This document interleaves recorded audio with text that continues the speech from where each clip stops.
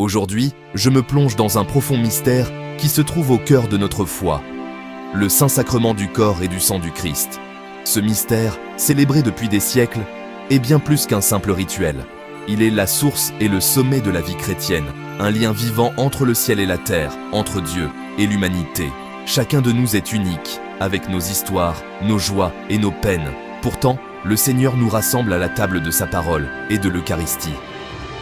C'est là que, malgré nos différences, nous devenons une seule famille, unis dans la foi et l'espérance. Nous sommes transformés en corps du Christ, devenant les signes de sa présence parmi nous. Par ce sacrement, nous sommes appelés à être ses mains, ses yeux, son cœur dans le monde, porteurs de sa lumière et de sa paix. En Jésus-Christ, ceux qui étaient autrefois éloignés sont rapprochés par son sang. Il abolit les frontières, rassemble les peuples et fait de nous une communauté réconciliée, appelée à vivre dans l'amour et la fraternité. Nous devenons membres de son corps et les uns des autres. Cette union sacrée nous invite à prendre soin les uns des autres, à partager nos fardeaux et à célébrer nos joies ensemble, comme une véritable famille spirituelle. Aujourd'hui, nous célébrons la solennelle fête du Saint-Sacrement, une pierre angulaire de notre foi et un don divin à l'Église. Cette fête nous rappelle la grandeur de l'amour de Dieu, qui se donne à nous sous les apparences simples du pain et du vin. Traditionnellement, ce jour était marqué par des processions avec le Saint-Sacrement, portées à travers villes et villages, leurs rues parées pour l'occasion.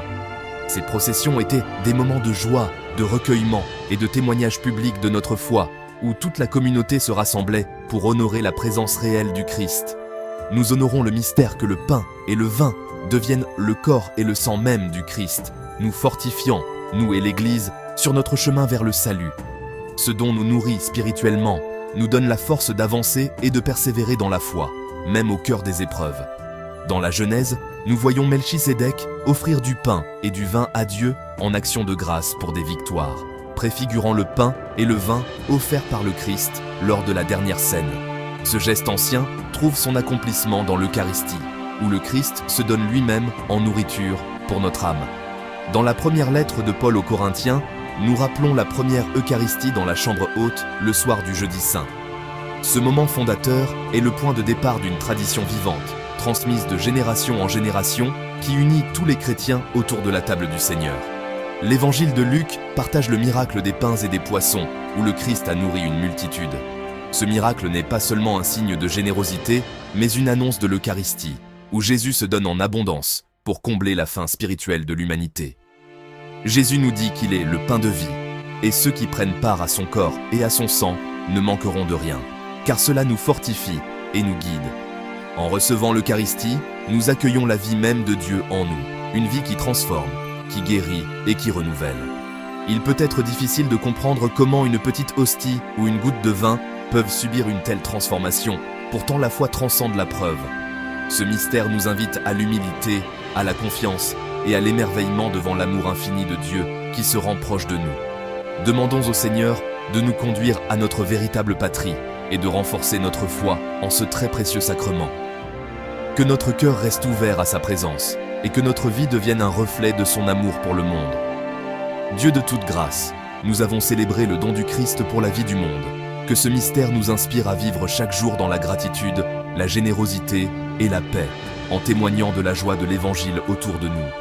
Puissions-nous devenir son corps, donné sans réserve, en tant que ton Église. Que nos actions, nos paroles et nos prières soient le signe vivant de ta présence dans notre société, et que nous portions du fruit en abondance pour ta gloire.